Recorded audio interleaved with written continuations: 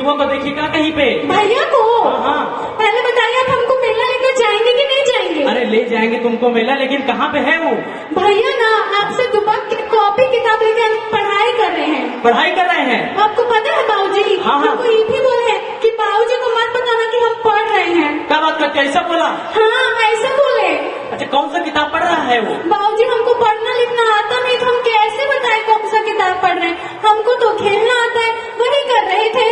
ठीक है तुम खेल लो, हम तो देखते हैं उस नालायक को। मेला लेकर जाएंगे ना? अरे ले जाएंगे ठीक मेला। है। ठीक है। Solid has six shapes. Solid has six volumes. Solid has six shapes. Solid has six volumes. Chintu बेटा, अरे बाबूजी, आप कहाँ से? टपके मतलब? टपक मतलब? आ गए। अरे हम खेत से आ रहे हैं, पहले तुम ये बताओ कि यहाँ कर क्या रहे हो? बाबूजी पढ़ रहे थे। पढ़ रहे थे? जी बाबू। तुमको खेत में बुलाए थे ना काम करने के लिए, यहाँ पढ़ रहे हो? पढ़ रहे हैं। तुमको खेत में बुलाए थे, तुम यहाँ पे पढ़ रहे हो। जब तुम यहाँ पे पढ़ोगे तो खेत में काम कौन करेगा? हम अकेले वहाँ पसीना बहा रहे हैं, पढ़ रहे हो आराम से। बाबूजी की कलम किसी और से करवा लीजिए हमें। वाह बेटा वाह, खिलाए तुमको, कराए किसी और से, किससे करा ले? बाबूजी किसी और से करवा लीजिए। कह रहे हैं तुमको चले जाओ खेत में, और आज कट जानी चाहिए सारी सरसों, कट जानी चाहिए। हाँ, सारी सरसों कट जानी चाहिए, कट जानी चाहिए सारी सरसों। बैठ के पढ़ रहे हैं यहाँ आराम से। सवेरे से हम अकेले खेत में पसीना बहा रहे हैं, यहाँ पे बैठ के पढ़ रहे हैं। अब हम भी चलते हैं, कुछ काम ही कर लेते हैं। पोस्ट। अरे क्या कर रहे हो? अरे डरा रहे हो यार, हमको लगा भैंस होगी। हम तुमको भैंस लग रहे हैं बे? अब शकल भैंस जैसी है तो भैंस ही ना कहेंगे। हमको भैंस बता रहे हैं। क्या नाम है बे तुम्हारा? राजू नाम है हमारा। एक मिनट रुकिए। तुम्हारा खत आया था, अब नहीं देंगे। डाके बाबू बताइए ना। डाके बाबू, गलती हो गई। डाके बाबू सलमान लग रहे हैं। सलमान लग रहे हैं? पक्का ना? दे दीजिए। हाँ, ठीक है, दे दीजिए। लाइए। दस्तखत? अरे अंगूठा कल लीजिएगा। जा रहे हैं हम, बाय। अरे सुनिए, अरे इसको पढ़ दीजिए। अरे खुद पढ़िए ना भैया। अरे हमको पढ़ना लिखना नहीं आता है, पढ़ दीजिए भैया। तो अपने बेटे से पढ़वाइए। अरे उसको भी पढ़ना लिखना नहीं आता, उसको तो अभी खेत में बेच के आ रहे हैं। अरे भैया स्कूल जाएगा तो वो करेगा क्या? वैसे इतनी बेरोजगारी के लिए नहीं पढ़ेंगे भैया, पढ़ दीजिए भैया। जा रहे हैं। हे भगवान, अब इस खत को मैं कैसे पढ़ूंगा? पढ़ना लिखना तो मुझे आता ही नहीं। अगर बचपन में स्कूल गया होता तो आज ये दिन न देखना पड़ता।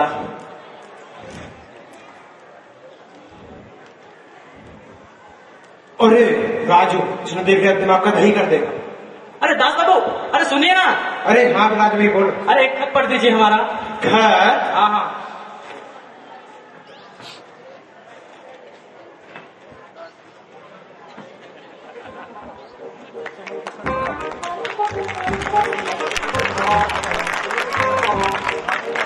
तनिक समय बताइएगा राजू भैया। अब घड़ी उड़ी तो है नहीं हमारे पास, लेकिन यही कुछ 12-1 तो जरूर बच गए होंगे। 12 बज गया? हाँ 12 बज गए। अरे तभी तो हम सोचे, हमको हमारे पाँव में 2 नंबर के चश्मे में भी दिखाई नहीं दे रहा है। क्या बात कर रहे हैं? 12 बजे दिखाई नहीं दे रहे मतलब? अरे हमको एक बीमारी हुआ है, इसमें हमको 12 बजे तो कुछ दिखाई नहीं देता। अरे ये कैसा बीमारी है? आज से पहले तो नहीं सुने हम। आप लोग सुने हैं क्या? ऐसा बीमारी भी होता है कहीं? अरे नया बीमारी निकला है राजू भैया। अरे का बब्बे को बना दादा ऊपर दीजिए। नहीं, नया बीमारी सबसे पहले हमको हुआ है। अरे दादा ऊपर दीजिए। शाम को 2 मिनट लगेगा। शाम को पढ़ दीजिए शाम को।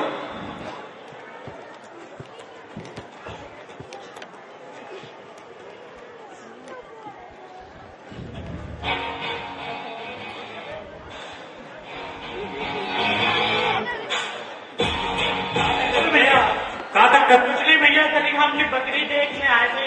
यहाँ कौन सी बकरियां थे? बकरियां देखने आए थे? अरे तुमको 50 बार बोले पढ़ाई लिखाई करो, IAS बनो, देश को संभालो, लेकिन नहीं इसको मैं तो बता रहा था। अरे मुन्ना भैया कहाँ चले? प्रणाम। कौनू हमारे दोस्त को परेशान कर रहा था, बस उसी का काम करने जा रहे हैं।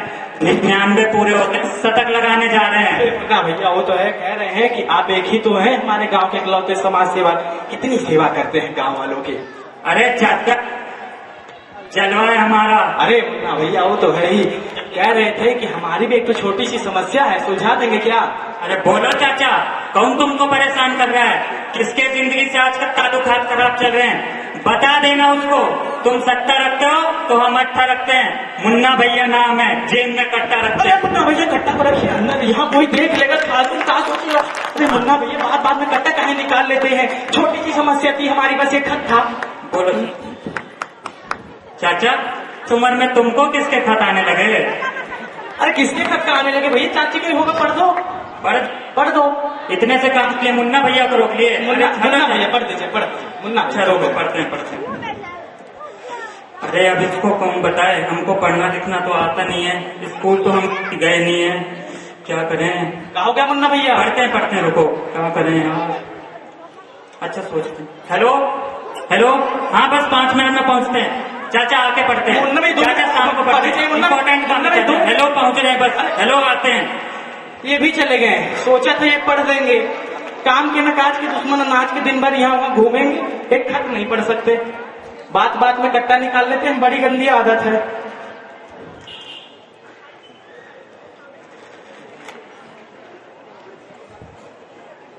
अरे ये कौन है?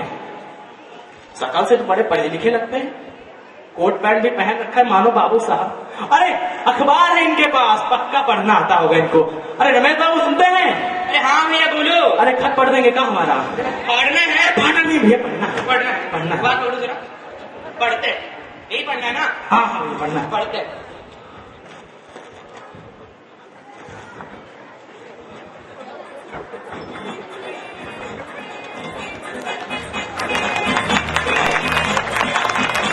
भैया अरे कहाँ का भैया? बाहर सारी नहाए नहीं होगा? अरे इतनी ठंडी में कौन नहाता है? हम तो 5 दिन से नहीं नहाए हैं। पागल होगा। अरे नहाया हुआ होना जरूरी नहीं है, नहाया हुआ लगना जरूरी। अरे देखो हमको तो 10 दिन से नहीं नहाए। क्या बात कर रहे हैं? 10 दिन से नहीं नहाए? हाँ भैया। अरे गजब भैया, एकदम पता नहीं चल रहा भैया। अच्छा भैया एक बात बताओ। हाँ भैया ठंड कहाँ इतनी पड़ रही है? ठंड? हाँ भैया। अरे वो कहा है कि इस बार करवा चौथ में हाँ। जो हमारी जोरू है वो चाँद को जाते हैं मुस्कुरा के देख लो, उनके पीछे आ रहा है, बढ़े जा रही है ठंड भैया। ऐसा थोड़ा होता भैया। अरे गजब भी फालतू सवाल करते हो यार, ठंड कहाँ बढ़ रही है? हम क्या जानेंगे? बढ़ रही है तो बढ़ रही है ठंड। तो ये बात तो सही है। अच्छा भैया चलते हैं, जरा काम आ गया। गजब के आदमी है, फालतू सवाल करते हैं। अरे खत, अरे भैया खत रह गया हमारा। खत ये लो खत। अरे लेंगे नहीं, पढ़ दीजिए। पढ़ना भी? हाँ पढ़ते हैं।